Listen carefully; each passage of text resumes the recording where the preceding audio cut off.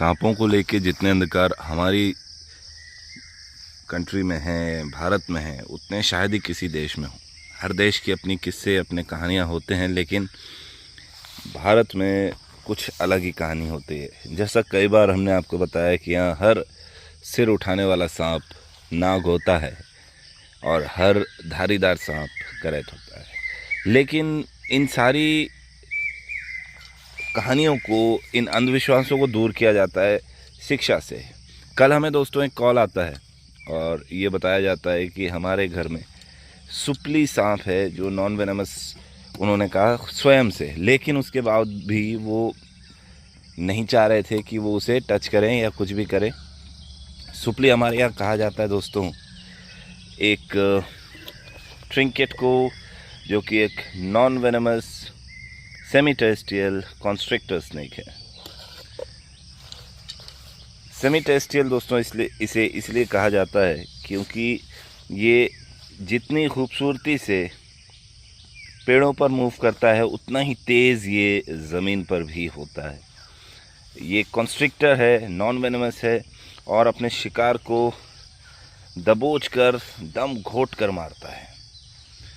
Wait करते हैं हम इसका थोड़ा सा, और जैसे जैसे ही आप इसको अगर देख पा रहे होंगे तो अभी इसने अपने गर्दन के पास का जो एरिया है उसे थोड़ा सा फ्लैटन किया हुआ है, क्योंकि ये हल्का सा कॉर्नर्ड महसूस कर रहा होगा। क्योंकि जब हम इसे निकाल रहे थे तो अपनी आदत के अनुसार ये डब्बे के ऊपर था, और जैसे ही अब आप देखेंगे कि हमारा प्रयास होगा इसे हम इस डाल पर छोड़ दें, और उसके बाद आप देखिए कि ये कितनी तेज़ी से, कितनी स्फूर्ति से मूव करेगा। मॉनसून आ गया है दोस्तों, और मॉनसून में आपको बचकर रहना होगा सांपों से। और इसके लिए आप क्या कर सकते हैं, अपने आसपास सफाई रखना आपको आवश्यक है। ये अभी भी जैसा हमने बताया कि अगर आप इसके गर्दन के आसपास का एरिया देखें तो ये फ्लैटन किए हुए है। ये इसका डिफेंसिव पोस्चर में जाने का इनिशियल पॉइंट है, जहाँ पर ये अगर इसके नज़दीक जाया जाए तो ये काफ़ी शानदार तरीके से अटैक कर सकता है।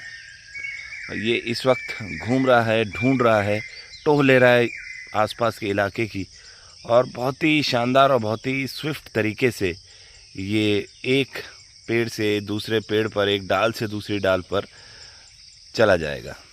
तो जो घर वाले थे उन्होंने हमें कॉल किया और बताया कि एक नॉन वेनमस सांप जो है वो दिख रहा है, और उन्होंने सुपली शब्द का इस्तेमाल किया। सुपली या सुपाली या खरडंगिया भी इसे यहाँ कहा जाता है। और एडजेक्टिव्स तो इतने हैं दोस्तों इस विशेष सांप के लिए कि इसे वन सुंदरी या द मोस्ट ब्यूटीफुल स्नेक कहा जाता है।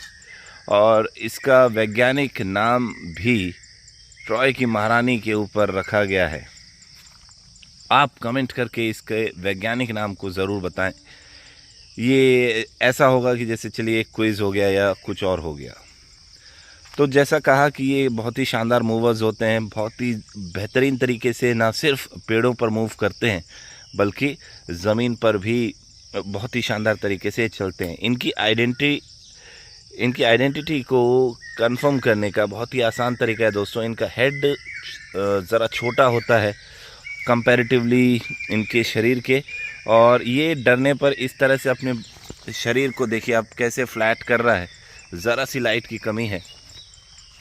और शरीर के शुरुआती हिस्से में इस प्रकार का पैटर्न बना होता है, लेकिन जैसे जैसे आप इसकी बॉडी में पीछे की ओर जाएंगे तो यहाँ आपको एक ऐसा पैटर्न दिखेगा जो थोड़ा सा अलग होता है। ऑलिव का शेड है ऊपर, बीच में चॉकलेटी ब्राउन लेयर है, और नीचे ऑफ वाइट एक परत बनी हुई है।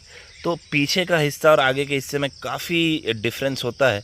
जहाँ पीछे का हिस्सा 3 शेड्स में होता है, वहीं आगे के हिस्से में अगर आप देखें तो आपको बहुत सारे स्पेकल्स दिखेंगे, बहुत सारी पट्टियाँ दिखेंगी, और इस कारण इसे पहचानना आसान हो जाता है। इसकी हमारे यहाँ फ़िलहाल 2 ही सब स्पीशीज़ मिलती हैं। एक ये कॉमन ट्रिंकेट स्नेक है, दूसरा एरो हेडेड ट्रिंकेट स्नेक है। और शांत वैसे ये रहते हैं, लेकिन जैसा शुरू में बताया कि कॉर्नर किए जाने पर ये डिफेंसिव हो जाते हैं। कोई भी जीव दोस्तों डिफेंसिव होता है, चाहे वो कितना भी काम एंड कूल रहे। सैंड बोआ के विषय में भी यही कहा जाता है कि वो बहुत ज़्यादा काम एंड कूल रहते हैं, लेकिन कॉर्नर किए जाने पर अपने 150 या 200 दांतों से जब वो बाइट करते हैं तो अच्छी खासी तकलीफ़ दे जाते हैं। यहाँ ये धीरे धीरे पेड़ से उतरकर ज़मीन पर मूव कर रहा है और आगे बढ़ता हुआ ये शिकारों को ढूंढेगा, अपने जीवन को यहाँ आगे बढ़ाएगा। तो ये धीरे धीरे मूव कर गया दोस्तों, और हम भी अब धीरे धीरे मूव कर जाते हैं। तो दोस्तों ये निकल गया है, आप भी सब्सक्राइब करें टीम एशियन प्रकृति और हम। जय हिंद, वंदे मातरम।